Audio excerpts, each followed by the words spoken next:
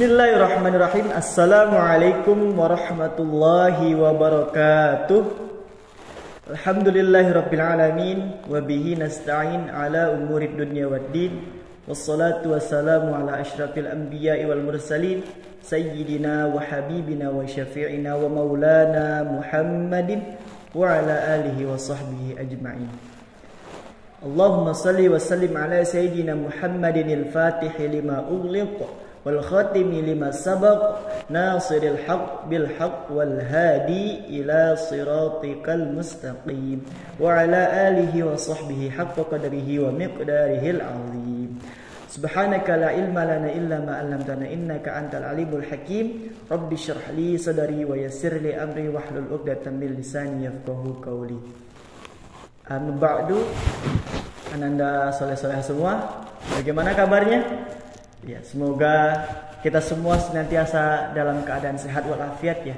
Dan semoga kita senantiasa bersemangat dan dikuatkan oleh Allah Subhanahu wa taala dalam menjalankan aktivitas di bulan puasa ini. Dan kita juga senantiasa berdoa ya, semoga puasa kita, ibadah kita yang kita lakukan diberikan ganjaran yang terbaik oleh Allah Subhanahu wa taala. Baik ananda soleh-soleh semua, pertama-tama marilah kita panjatkan puji syukur kehadirat Allah Subhanahu wa taala yang mana atas limpahan karunia-Nya yang begitu besar kepada kita semua, kita bisa merasakan manisnya iman, manisnya Islam, manisnya ihsan pada detik ini, dan juga kita merasakan bagaimana begitu nikmat, beribu-ribu nikmat yang Allah berikan kepada kita sehingga kita bisa sampai saat ini, hadir saat ini, hidup saat ini gitu. Patut kita syukuri dan kita tidak luput dari apa-apa yang Allah berikan kepada kita. Salawat serta salam tak lupa kita haturkan kepada junjungan baginda Nabi besar Muhammad sallallahu alaihi wasallam, yang mana kita telah tahu ya, atas jasa beliau lah kita bisa merasakan terangnya Islam, bagaimana akhlakul karimah yang Rasulullah ajarkan kepada umat-umatnya. Dan semoga kita senantiasa berdoa kita menjadi barisan umatnya sampai akhir zaman kelak. Amin ya Allah ya Rabbal alamin. Ananda soleh-soleh semua, pada kesempatan kali ini saya akan menyampaikan sebuah kisah ya. Sebuah kisah dari salah satu keluarga Nabi Muhammad SAW, yakni Abu Lahab. Ada yang tahu siapa Abu Lahab? Ya, Abu Lahab adalah paman dari baginda Nabi Muhammad sallallahu alaihi wasallam. Abu Lahab ini memiliki nama lengkap yaitu Abdul Uzza. Abdul Uzza bin Abdul Muttalib. Ya, kakeknya Nabi kan siapa namanya? Abdul Muttalib. Nah, nama lengkap, nama asli Abu Lahab yaitu adalah Abdul Uzza. Ya, jadi harus tahu Abdul Uzza ya, nama lengkap dari Abu Lahab. Oke. Nah, kenapa sih kok bisa Abu Lahab ini gitu ya? Kita telah dengar lah ya bahwa Abu Lahab ini gitu merupakan salah satu sosok yang sangat kontroversial gitu, sangat membenci, sangat menghalang-halangi dakwah baginda Nabi Muhammad SAW. Kenapa sih bisa begitu? Alasan Abu Lahab membenci dakwah Rasulullah itu menjadi asbabun nuzul turunnya Quran surah Al-Lahab. Nah, merupakan Abu Lahab saja sampai dikisahkan sama Allah ya di dalam sebuah Al-Quran dengan surah Al-Lahab. Oke, mari kita bacakan terlebih dahulu ya Quran surah Al-Lahab ayat 1 sampai 5. Oke. A'udzu billahi minasy syaithanir rajim. Bismillahirrahmanirrahim.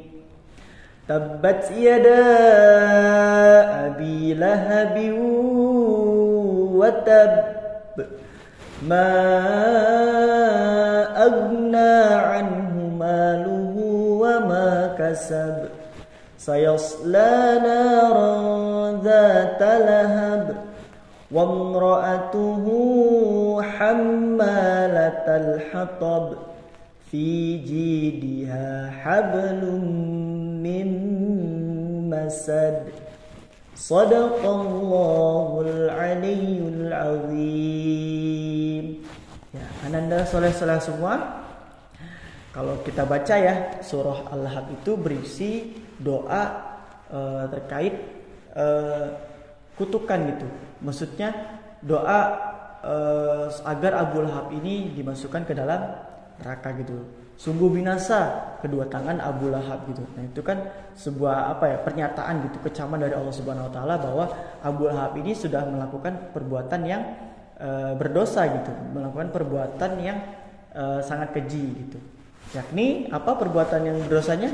Ya, beliau ini mengganggu dakwahnya Nabi Muhammad sallallahu alaihi wasallam. Kenapa sih kok beliau mengganggu dakwahnya Nabi gitu? Apa yang salah dengan dakwahnya Nabi? Nah, sudah jelas Abu Lahab ketika itu merupakan penyembah berhala di Mekah gitu ya. Nah, beliau juga merupakan salah satu petinggi gitu. Nah, salah satu asbabun nuzulnya ketika Rasulullah saat itu berdakwah di sebuah tempat di Mekah di dataran tinggi. Nah, beliau mengumpulkan orang-orang yang ada di Mekah, salah satunya Abu Lahab gitu. Nah, beliau ini Rasulullah bilang kepada para hadirin di situ, Rasulullah bilang, bertakwalah kepada Allah gitu. Ingatlah azab yang pedih gitu, bahwa akan ada hari kiamat gitu, yang merupakan hari akhir gitu. Nah, Abu Lahab yang memiliki pandangan bahwa hidup itu hanya satu kali, ya, hidup itu hanya di dunia ini, beliau merasa tidak setuju, dan beliau saat itu langsung bilang ke Nabi Muhammad, apakah hal ini yang membuat kita berkumpul di tempat ini gitu? Sungguh sangat celakalah engkau wahai Muhammad gitu. Nah, beliau itu tidak setuju dengan baginda Nabi gitu. Karena beliau yakin kalau beliau memiliki pandangan bahwa hidup itu sekali gitu. Nah, hal itu merupakan hal yang salah ya kan. Nah, Abu Lahab ini tidak yakin akan adanya kiamat gitu. Abu Lahab ini memiliki keyakinan atau memiliki pandangan hidup yang materialis, atau memiliki pandangan hidup yang cenderung untuk keuntungan dirinya sendiri gitu. Jadi dia tidak memiliki pandangan tentang kebaikan gitu. Yang penting kalau orang-orang yang memiliki pandangan materialis atau memiliki pandangan hubud dunia atau cinta dunia, itu hanya mementingkan kepentingan pribadi gitu. Yang penting dia bisa menikmati seluruh seisi dunia ini tanpa perlu memikirkan orang lain gitu. Orang lain susahkah, orang lain sedihkah atas perbuatannya gitu. Nah, itu dihiraukan gitu orang-orang yang seperti itu. Nah, Abu Lahab merupakan salah satu bagian dari orang-orang tersebut gitu. Nah, hadirnya Rasulullah di kota Mekah saat itu memberikan misi agar umat-umat atau orang-orang yang ada di Mekah itu memiliki kesadaran gitu. Menjadi sadar bahwa hidup itu setelah mati ada hidup lagi gitu, yaitu kehidupan di akhirat gitu, yaitu merupakan yang mana kehidupan akhirat ini merupakan kehidupan yang kekal abadi. Nah, disinilah penentuan kita ini baik atau buruk gitu di akhirat kelak. Nah, maka dari itu, sejak dari itu penentangan ketika Rasulullah dakwah itu, Abu Lahab pun akhirnya menaruh kekesalan, menaruh kebencian kepada Nabi Muhammad SAW, hingga terus ketika Nabi berdakwah di Mekah itu Abu Lahab mengikuti Rasulullah kemanapun gitu, dan menebarkan fitnah, menebarkan kebencian gitu, agar menjauhi dan menghalang-halangi dakwah Nabi Muhammad SAW gitu. Nah, begitu ya cerita dari Abu Lahab gitu. Sangat bisa kita garis bawahi bahwa Abu Lahab ini merupakan orang-orang yang tertutup gitu, orang-orang yang menutup akan sebuah kebaikan gitu, menutup diri, menutup kuping, menutup mata akan kebaikan, akan nasihat-nasihat kebaikan gitu. Mereka ini hanya memikirkan kepentingannya saja, hawa nafsunya saja, sehingga ya mereka abai gitu dengan hal-hal yang berbau kemaslahatan, yang berbau kebaikan gitu. Nah, kita bisa lihat Allah sangat mengecam ya. Allah sangat mengecam orang-orang yang hanya memikirkan diri sendiri, orang-orang yang hanya mementingkan hawa nafsunya, orang-orang yang tidak mementingkan kebaikan sesama gitu ya. Orang-orang yang menutup akan nasihat, orang-orang yang bahkan menutup kebaikan gitu, dan bahkan dia menghalang-halanginya gitu. Sungguh ini sangat dibenci oleh Allah Subhanahu wa taala. Nah, bisa kita garis bawahi bahwa kita jangan sampai mengikuti sifat dari Abu Lahab gitu. Nah, Al-Quran mengisahkan Abu Lahab ini bukan berarti kita harus menjadi benci gitu kepada sosok Abu Lahab gitu. Tetapi kita harus lihat perbuatannya gitu. Nah, perbuatannya Abu Lahab ini yang harus kita senantiasa hindari, senantiasa kita jauhi gitu, agar kita tidak menjadi orang seperti Abu Lahab gitu.